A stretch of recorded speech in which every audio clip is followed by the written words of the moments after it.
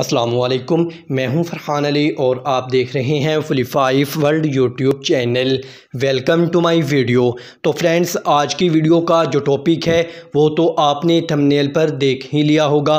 तो फ्रेंड्स, आज हम इस वीडियो में आपको ये बताएंगे कि हमारे हाइसेंस कंपनी के एयर कंडीशनर के इंडोर की डिस्प्ले पर बहुत ज़्यादा देखा जाने वाला कॉमन एरर कोड्स E1 जो एरर कोड है ये हमारे हाइसेंस कंपनी के एयर कंडीशनर के इंडोर की डिस्प्ले पर किन पार्ट्स के मिस या ख़राब होने की सूरत में शो होता है। तो फ्रेंड्स, आज की वीडियो छोटी सी ज़रूर है मगर बहुत ही इंटरेस्टिंग होने वाली है। तो फ्रेंड्स, वीडियो को लास्ट तक वॉच करना और इसे कहीं से भी स्किप मत करना ताकि आपको इसकी अच्छे से और सही से समझ जो है वो आ सके। तो फ्रेंड्स, चलते हैं वीडियो की जानब और वीडियो को बिना टाइम वेस्ट किए स्टार्ट कर लेते हैं।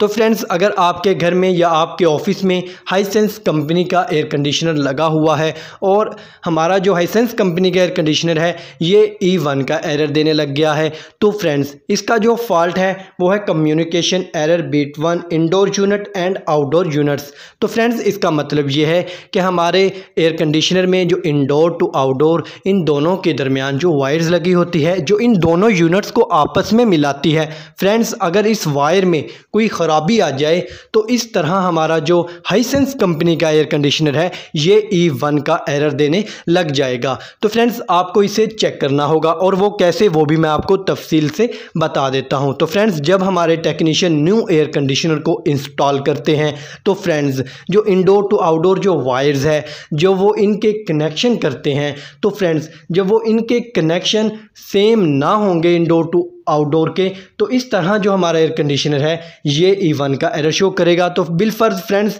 जब हमारे टेक्नीशियन हमारे इंडोर में L पर ब्लू वायर लगा देते हैं और न्यूट्रल पर ये रेड वायर लगा देते हैं और इसी तरह जब वो आउटडोर में कनेक्शन करेंगे तो फ्रेंड्स L पर वो रेड और N पर वो ब्लू लगा देंगे। तो फ्रेंड्स, इस तरह भी हमारा जो एयर कंडीशनर है ये E1 का एरर देने लग जाएगा। तो फ्रेंड्स, आपको जैसे कनेक्शन इंडोर में करना होंगे उसी के सेम हमें आउटडोर में करना होंगे। तो फ्रेंड्स, जब इन दोनों के कनेक्शन सेम हो जाएंगे तो फ्रेंड्स इस तरह हमारा जो एयर कंडीशनर है ये E1 का एरर देना बंद कर देगा। फ्रेंड्स, अभी वीडियो को स्किप मत करें। फ्रेंड्स, अगर आपने कनेक्शन तो कर दिए लेकिन फिर भी हमारा जो हाइसेंस कंपनी का एयर कंडीशनर है ये E1 का एरर देता है, तो फ्रेंड्स जो नेक्स्ट फॉल्ट हो सकता है वो ये है कि जो हमने इसकी वायर्स को लगाया है अगर वो वायर्स स्पार्क होती हों, वो लूज़ रह गई हों, तो इस सूरत में भी ये E1 का एरर देगा। तो फ्रेंड्स, आपको इन वायर्स को अच्छे से चेक करना होगा और इन्हें टाइट करना होगा ताकि इनमें कोई लूजिंग वगैरह ना रह जाए। तो फ्रेंड्स, इस तरह जो हमारा एयर कंडीशनर है इसकी स्क्रीन से आपको रिमूव होता हुआ E1 का एरर नज़र आएगा और जो आपका एयर कंडीशनर है ये वापस अपने सही मोड में आ जाएगा।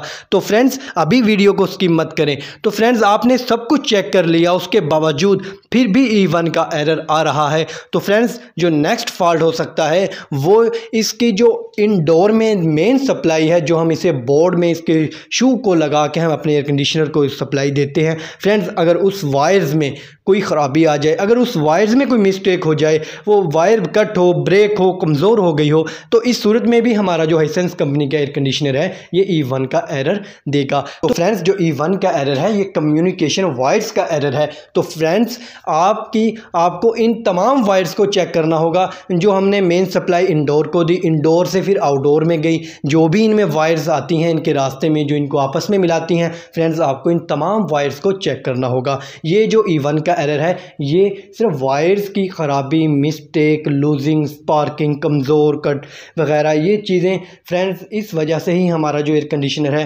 हाइसेंस कंपनी का ये E1 का एरर शो करेगा। तो फ्रेंड्स, जब आप इनके तमाम वायर्स को चेक करेंगे, इनमें जो भी फॉल्ट होगा आप उसे ट्रेस भी कर लेंगे और उसे रिपेयर कर लेंगे, तो इस तरह जो हमारा एयर कंडीशनर है ये वापस अपने सही मूड में आ जाएगा और ये अच्छे से कूलिंग करने लग जाएगा। तो फ्रेंड्स, ये था मेरा आज की वीडियो का टॉपिक।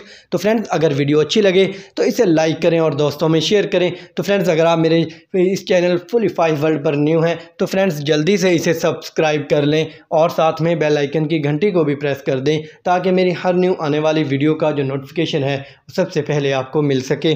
तो फ्रेंड्स, चलते हैं, मिलते हैं एक नेक्स्ट वीडियो में नई मालूमात के साथ। तब तक अपना ख्याल रखिएगा। अल्लाह हाफ़िज़।